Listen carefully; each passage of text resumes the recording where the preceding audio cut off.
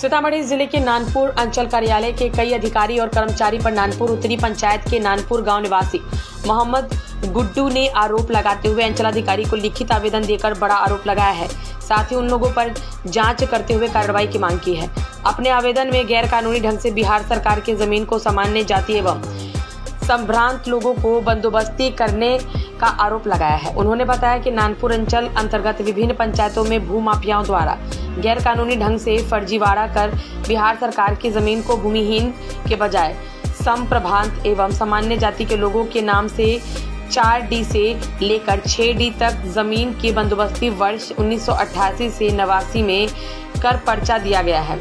सरकारी नियमानुसार अनुसूचित जाति, अनुसूचित जनजाति एवं अति पिछड़ा जाति के भूमिहीन को 3D जमीन बंदोबस्ती का प्रावधान है, लेकिन भू माफियाओं द्वारा बड़े पैमाने पर पैसे की उगाही कर फर्जी तरीके से सामान्य जाति को बंदोबस्ती कर सरकारी भूमि को हड़पने का कार्य किया गया है, जो सरकारी नियम के विरुद्ध है।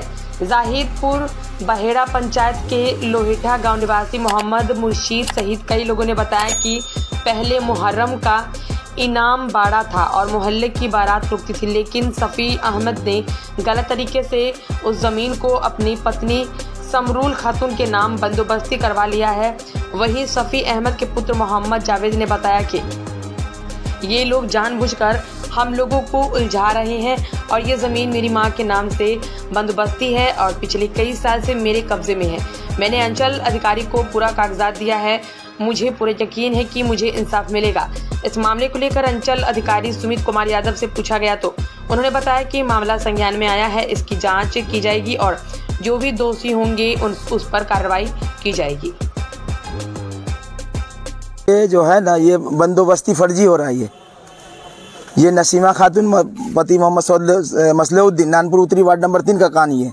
ये ऑलरेडी 2012 तक किसी के नाम से रसीद कट रहा है और ये नसीमा खातून को 1988 में बंदोबस्ती करके ऑनलाइन चढ़ा के दे दिया। इन लोगों को एक वॉल्यूम खाली मिल गया 1988 वाला। इसमें सीओ साहब शामिल नहीं है। मेरे गांव का अजमत अली, कर्मचारी चंद्रमौली, ये सब शामिल है। सीओ साहब को कान तक तो पता नहीं है इसका, मगर बड़े पैमाने पे ये बंदोबस्ती करके ये केस एक नानपुर का है, लोहेठा का है, ठीका का है, मजौर का है, ऐसे 2900 बंदोबस्ती किया गया है और सबसे 2-2 लाख 2.5 लाख रुपये लिया गया है और सबके पास जमीन है, कोई भूमि ही नहीं है और सब जातीय शेख है। अच्छा, सब जातीय शेख है, किसी के पास जमीन सब, कोई 15 कट्टा, कोई के पास 20 कट्टा, सबका पेपर है मेरे पास, सारा मैंने निकाल रखा हूँ। मैंने डीएम साहब को भी भेजा, डीसीआर साहब को भेजा और सीओ साहब को मैंने बोला तो सीओ साहब लिखित आवेदन मांगे, मगर यहाँ ब्लॉक में ओरिजिनल काम तो एक भी नहीं हो रहा है। अच्छा, 2012 तक रसीद कट रहा है। हाँ, तो फिर उसका बंदोबस्ती कैसे? ये 1988 में कर दिया, पेपर है मेरे पास, 1988 में बंदोबस्ती कर दिया गया। ये देखिए 1988 में, ये देखिए कहाँ गया, एक मिनट देखिए, ये नसीमा खातून है, पति मसलेउद्दीन है। ये 4 डिसमिल है, जो 3 डिसमिल होना है, 3 डिसमिल होना, वही अति पिछड़ा जाति को होना है, सामान्य जाति को, बड़ी जाति को नहीं होना है। मगर इसके पीछे मैं कितने दिन से सबको कॉल, कोई सुन नहीं रहा। डीएम साहब को भेजा, वो भी रिस्पॉन्स नहीं दिया। अभी सीओ साहब बोले कि जांच हो। अभी इसी कारण में लोहेठा में मारपीट हो गया। हाँ, लोहेठा का वीडियो आपको दिखा रहा हूँ, वहाँ मारपीट हो गया है कि मेरा जमीन में बाउंड्री करूंगा। मैंने डीएम साहब को वीडियो भेजा, उनका वीडियो दिखा रहा है आपको, 1 मिनट होल्ड कीजिए। सफ़ी अहमद जातीय शेख है, इनका लोहेठा में ऑन रोड जमीन है 5 कट्ठा और खेती का जमीन है 20-25 कट्ठा, तो ये कैसे भूमिहीन हो गए? अच्छा, ये मेरे गाँव का अजमत अली कंटिन्यू सबका बंदोबस्ती कर रहा है। इस चक्कर में वो परसों मार भी खाया है नानपुर में। अच्छा, बहुत सारा गंडोगोल है नानपुर ब्लॉक में, मगर सीओ साहब तो सुनते हैं, बोलते कर देते कर भाई, मगर बंदोबस्ती वाला में सीओ साहब कोई नहीं है। इसमें कर्मचारी जितने हैं, सब कर्मचारी का रात में सब प्राइवेट बॉडी काम करता है। क्यों करेगा प्राइवेट बॉडी? क्यों देखेगा रजिस्टर टू सब?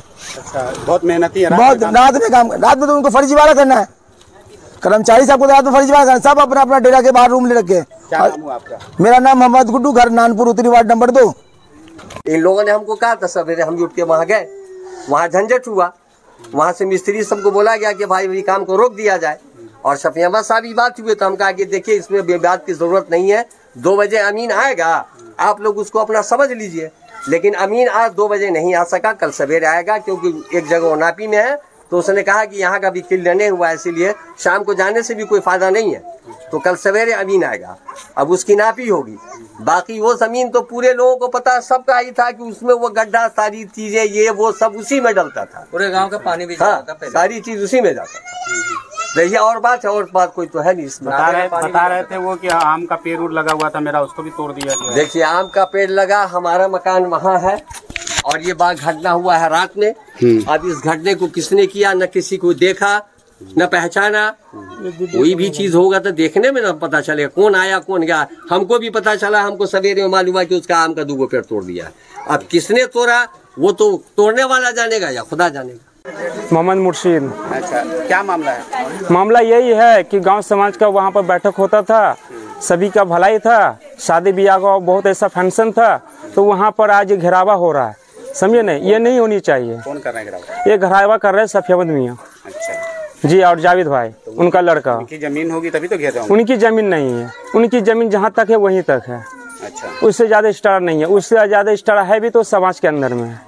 अच्छा, उसके अलावा कुछ भी नहीं है। सरकारी जमीन है क्या? वो सरकारी जमीन है। तो वो क्यों घेर रहे हैं? वो घेर रहे हैं, क्या पता है, कब्जा करने के लिए। पहले से भी कब्जा कर चुके हुए हैं कुछ जमीन, और जो थोड़ा बहुत बचा हुआ जिस पर आदमी समाज से अपना वहाँ पर आराम कर रहा है उसको भी कब्जा करना चाह रहे हैं। यहाँ जो है वो समाजी जमीन है, हमको बैठक का जमीन वहाँ पर चाहिए तो चाहिए। और वहाँ पर जो समाज पूरे गांव में शादी ब्याह होता है तो वहीं पर बारात बैठता है, और वहाँ पर इम्बारा भी है। अच्छा, दोनों चीज वहाँ पर है। आज वहाँ पर का अगर इम्बारा हट जाएगा तो कल समाज कहाँ जाएगा? कल किसी की बेटी बहू की अगर शादी होगा तो कहाँ बारात बैठेगा? वो सरकारी जमीन है, किसी के निजी जमीन नहीं है। जो निजी जमीन था उसमें रोड बना दिया, और जो सरकारी जमीन है उसको कब्ज कर लिया। ऐसा मेरा नाम हुआ यास्मीन खातून। यहाँ पे 10 डिसमिल जमीन है जो सरकारी है।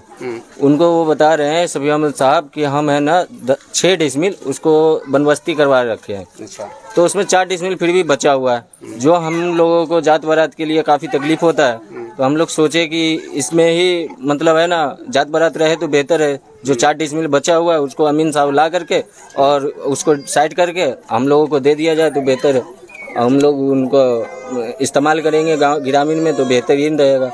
और इन्हीं के लिए विवाद हो गया। और चौक था, नलका था पानी का, पानी डबरा में जाता था, उसको इन्होंने उखड़वा दिया, डबरा में गाड़ दिया। उसी डबरा का जो अभी बवाल है वहाँ गाड़ दिया। सबसे सैन टिप ले लिया अंगूठा, ये मदरसा बनावेंगे यहाँ। अच्छा, है ना, मदरसा बनावेंगे। अब वहाँ पर बुनियाद भी है, बनावेंगे।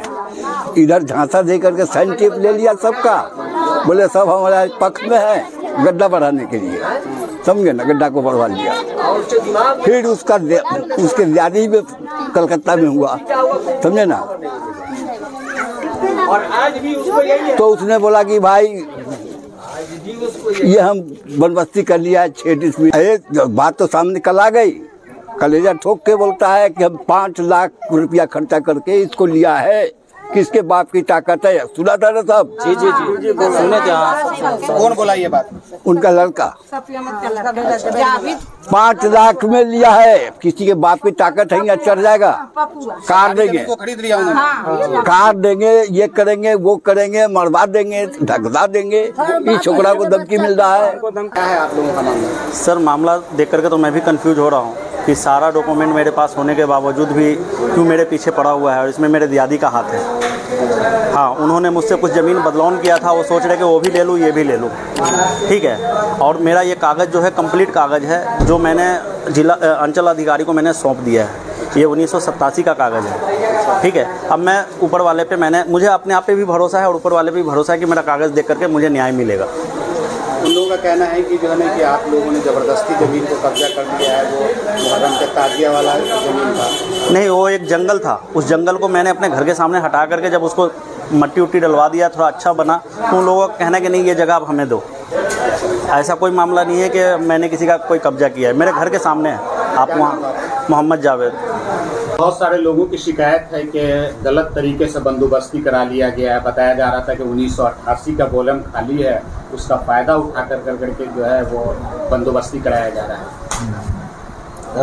अभी इस बारे में हमको पत्र प्राप्त हुआ है। परिवादी हैं मोहम्मद गुड्डू जी हैं नानपुर के, एवं कुछ अन्य लोगों द्वारा हमको पत्र के माध्यम से ये बताया गया है कि मौजा नानपुर में कुछ लोगों द्वारा 29 लोगों द्वारा शायद गलत बंदोबस्ती जो कि विभिन्न उच्च वर्ग से बिलोंग करते थे उनके द्वारा बंदोबस्ती का पर्चा बनाया गया है।